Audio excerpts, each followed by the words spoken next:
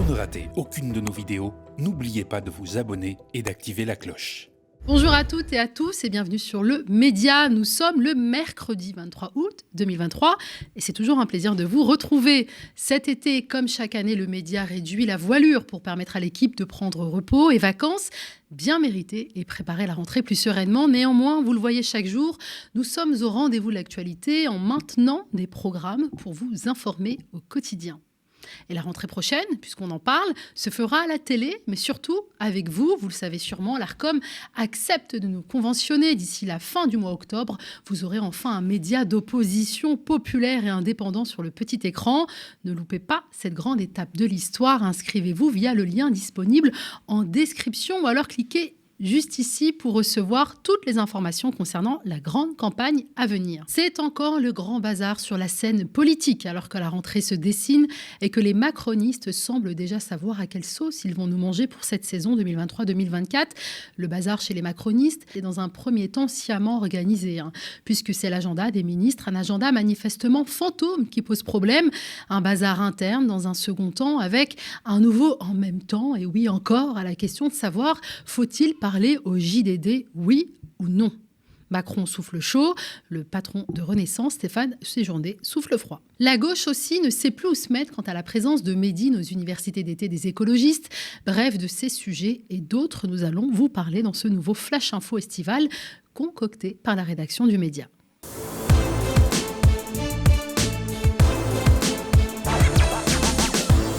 3 semaines. Ça fait 3 semaines que les médias, main dans la main, avec l'extrême droite, les macronistes et une certaine gauche, nous polluent l'esprit avec la polémique au cœur de laquelle ils ont plongé et sali l'artiste Médine, supposé antisémite et homophobe. On savait que taper sur l'islam et les musulmans était une tradition estivale en France.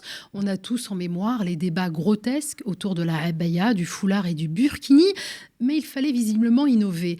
Ah tiens, pourquoi pas Médine? Il est musulman, issu des quartiers populaires, militant antiracistes et résolument de gauche. Voyons un peu ce qu'on peut tirer de cette combinaison et comment la faire résonner avec l'actualité.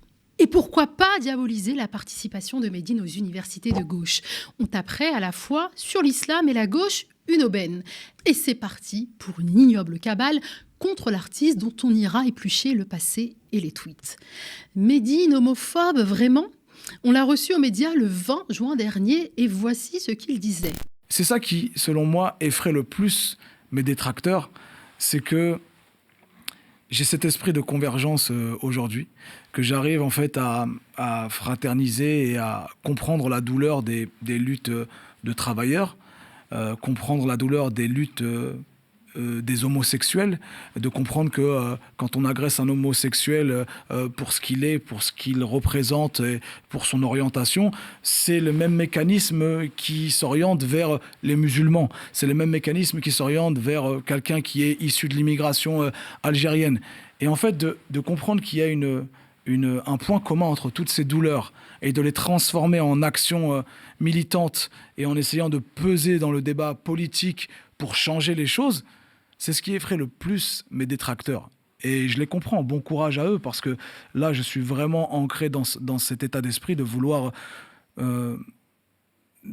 être intersectionnel dans ces différentes luttes et de les incarner et de ne pas avoir peur des intimidations et de les mener jusqu'au bout. Je crois qu'on peut dire que ces propos sont sans équivoque et le trait de Dinguet, militant à ELV, démontre également le caractère fallacieux des accusations d'homophobie contre Médine. Sur l'accusation d'antisémitisme, les détracteurs de Médine vont sortir plusieurs cartouches.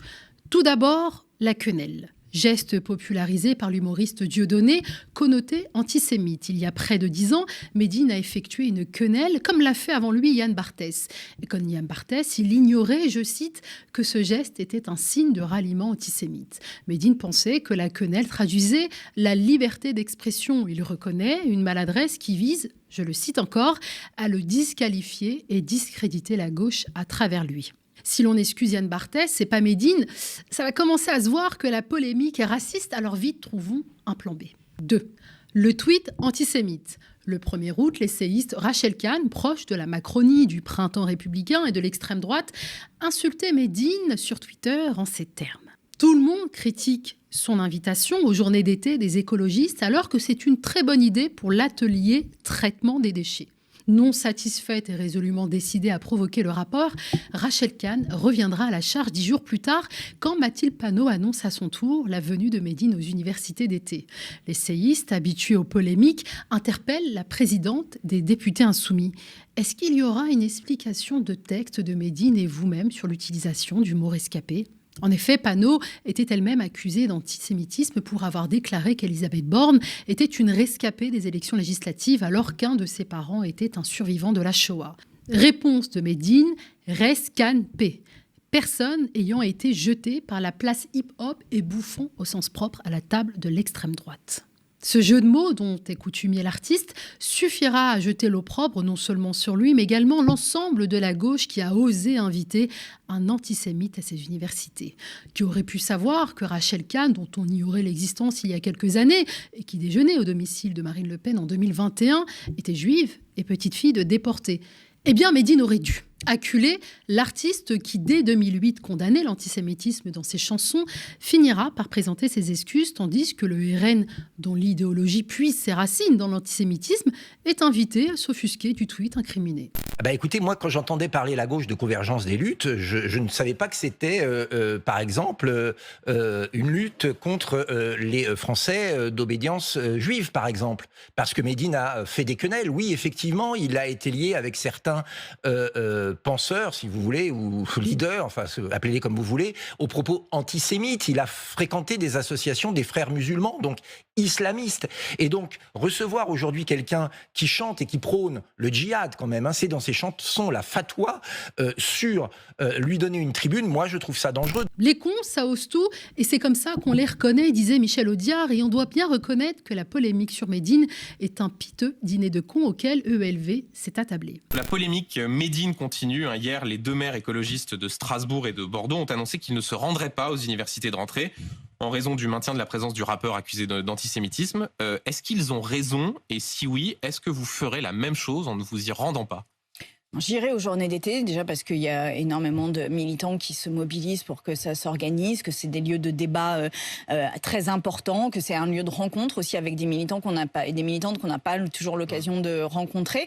Maintenant, je me suis déjà exprimée sur le fait que tweet. La maire de Strasbourg et le maire de Bordeaux disent nous, si Médine est là, compte tenu de la nécessité de lutter contre l'antisémitisme, on ne s'y rendra pas. Est-ce que vous considérez que c'est la bonne position ? Non, parce que moi j'y vais. Donc qu'est-ce que vous leur dites ? Vous leur dites vous vous trompez ? Je vais débattre. J'y vais et je vais débattre. Et je dis que oui, le tweet qu'a fait Médine est antisémite et que ça on ne peut pas le nier. Et qu'on a un problème de flou autour de cette notion d'antisémitisme puisque manifestement une partie des personnes ne considèrent pas que c'est antisémite. Alors c'est ce qu'on appelle un revirement à 180 degrés et on assiste depuis au lamentable déchirement de EELV qui a manifestement cédé aux pressions du bloc bourgeois. Quant au militant Youssef Brakni, il explique cette crise interne au sein de EELV par des réflexes puissants d'une gauche coloniale qui ne comprend absolument rien aux luttes des quartiers populaires. Une gauche coloniale et paternaliste, parfaitement incarnée par la figure de Marine Tondelier, secrétaire nationale du parti, qui déclarait ceci au micro de France Inter. L'antisémitisme est en recrudescence. Et pour le combattre efficacement, on a besoin aussi d'émetteurs qui vont expliquer, comme Médine l'a fait sur d'autres sujets, il a été capable d'expliquer que ce qu'il ressentait comme rappeur racisé élevé dans les quartiers populaires du Havre, il se sentait dans une convergence d'oppression avec des personnes victimes d'homophobie. Il a été capable de dire ça. Si, je veux qu'il soit capable de le dire aussi sur l'antisémitisme et je veux que chacun se rende compte de l'impact que ça aurait s'il était capable de le faire. Après, c'est pas à moi de m'expliquer, c'est pas à moi de le faire à sa place. Je souhaite qu'il le fasse évidemment chez nous le 24. On l'a invité parce qu'il était du Havre. Il se trouve qu'on a invité Édouard Philippe et Médine, les deux personnes un peu Il a répondu, Édouard Philippe ?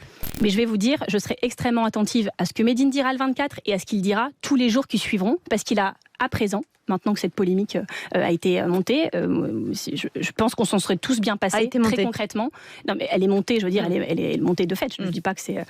mais cette polémique, manifestement, est présente. Elle a monté de jour en jour. Maintenant qu'elle est présente, je souhaite qu'elle serve au moins à faire en sorte de faire reculer l'antisémitisme dans ce pays. Et vraiment, je pense que si Médine réussit son exercice, prend conscience de ça et le dit, a un vrai travail de fond et dans la durée sur le sujet, ça peut avoir un impact que d'autres n'ont n'aurait pas eu.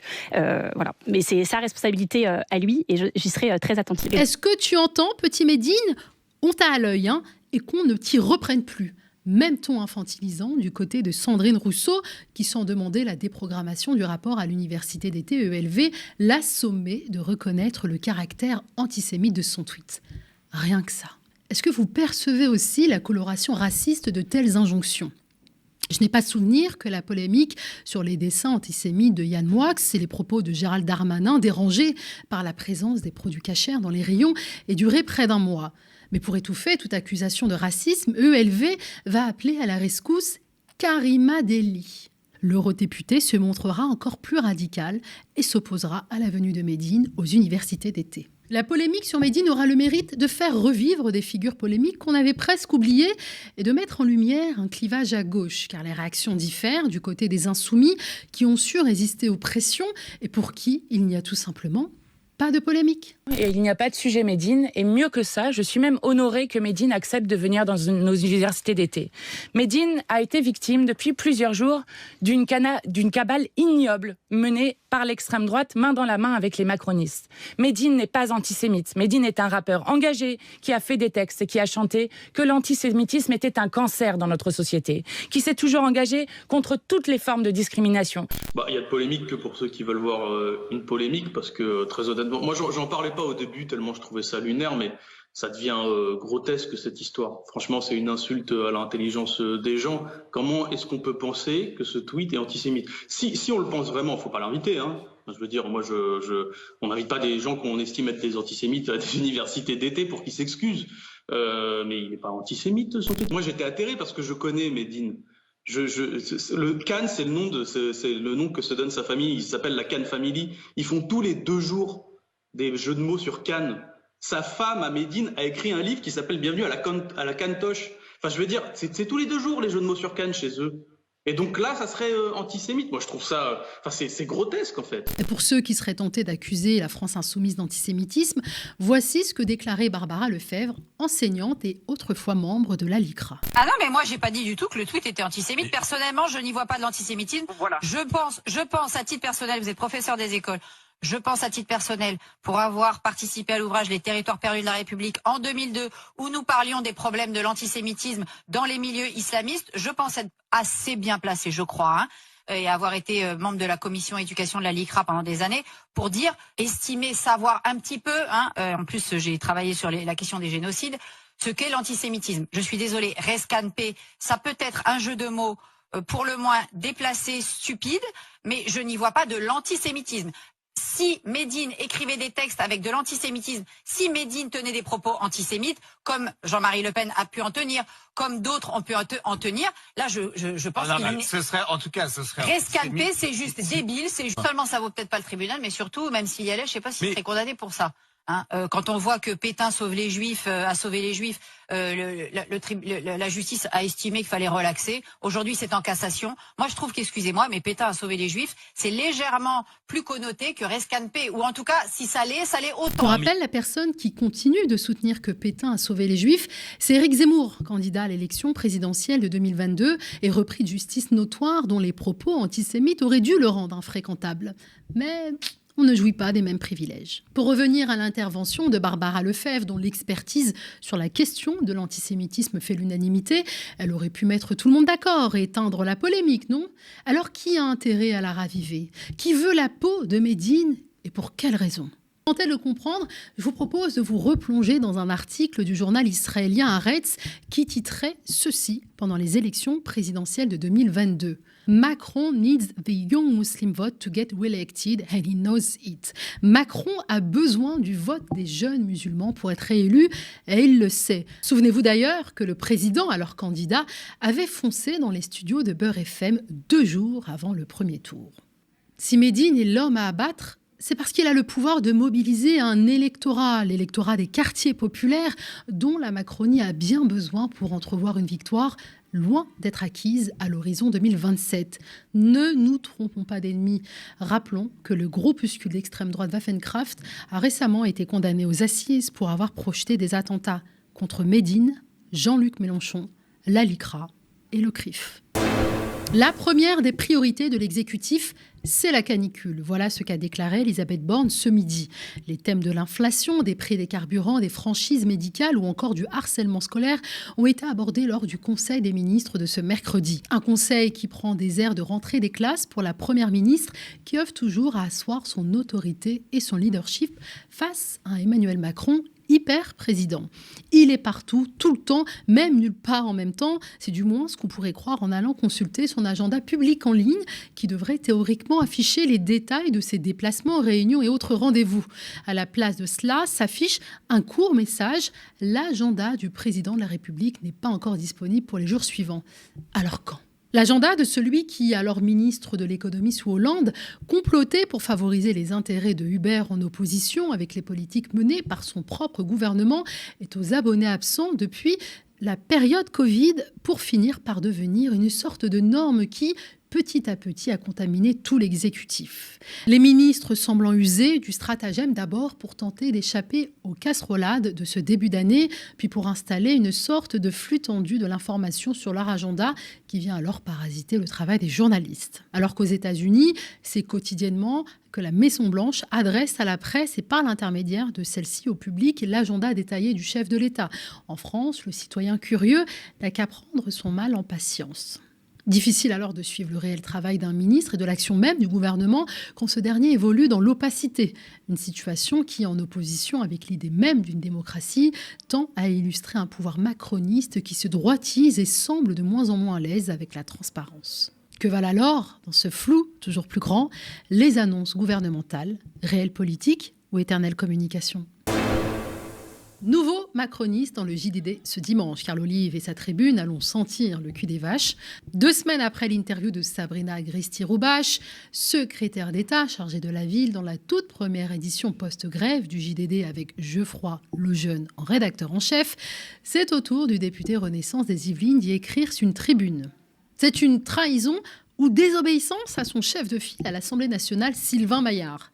Le chef des macronistes écrivait dans une boucle commune, député Renaissance, « Regardons la ligne éditoriale des prochaines éditions pour voir si elle est aussi inquiétante que celle de ce premier numéro.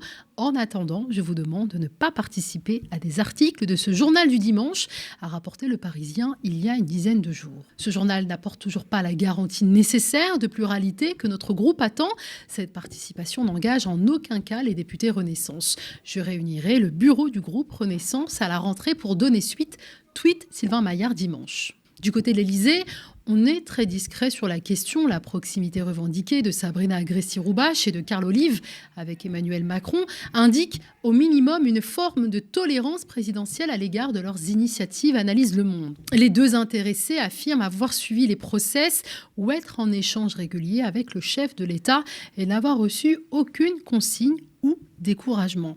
Emmanuel Macron avait d'ailleurs accordé une interview à Valeurs Actuelles en 2019 sur les thèmes de l'immigration ou encore du voile, cher à ce journal d'extrême droite. Le projet politique que portent ces médias n'est pas celui du président et de loin affirme son proche entourage au Monde. D'ailleurs, ils sont extrêmement durs avec lui.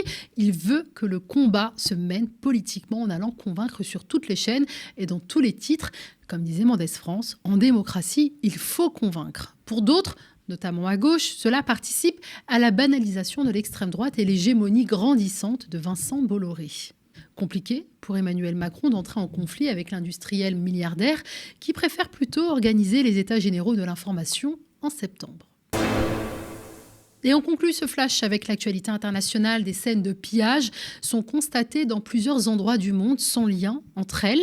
En Argentine, l'inflation frappe durement le pays. Elle atteint 115% sur un an. Dans plusieurs provinces, des commerces, notamment de nourriture, sont pillés ces derniers jours. Le gouvernement nie tout lien de cause à effet.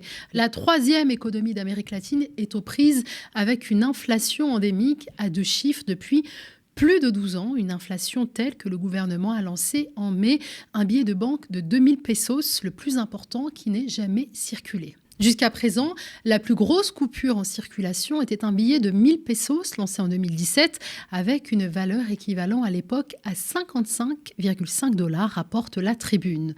Une trentaine de personnes a été arrêtée. Aux États-Unis, ce sont quelques magasins de luxe comme Gucci qui ont été pillés en Californie pendant le mois d'août.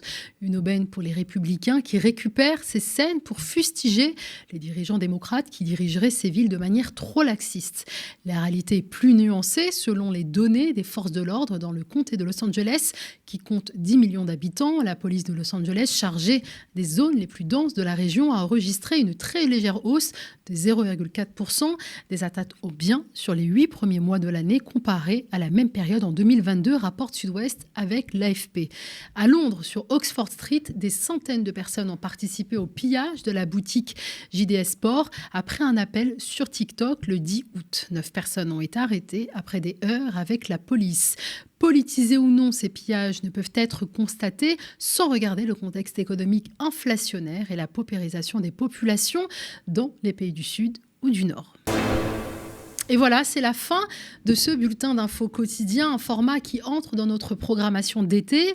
Comme à chaque fin de saison, nous réduisons quelque peu la voilure avec notamment la mise en pause de nos directs, mais l'actualité ne s'arrête pas. Alors nous non plus, nous continuons à vous fournir dans ces moments importants nos reportages, enquêtes, entretiens, plateaux d'analyse, de débats et de décryptage au quotidien. Vous le savez sûrement, l'Arcom accepte de nous conventionner. D'ici la fin du mois d'octobre, vous aurez enfin un média d'opposition populaire et indépendant sur le petit écran. Ne loupez pas cette grande étape de l'histoire. Inscrivez-vous via le lien disponible en description ou alors cliquez juste ici pour recevoir toutes les informations concernant la grande campagne à venir. D'ici là, restez connectés aux médias grâce notamment à la diffusion de nos programmes en 24/7 sur YouTube.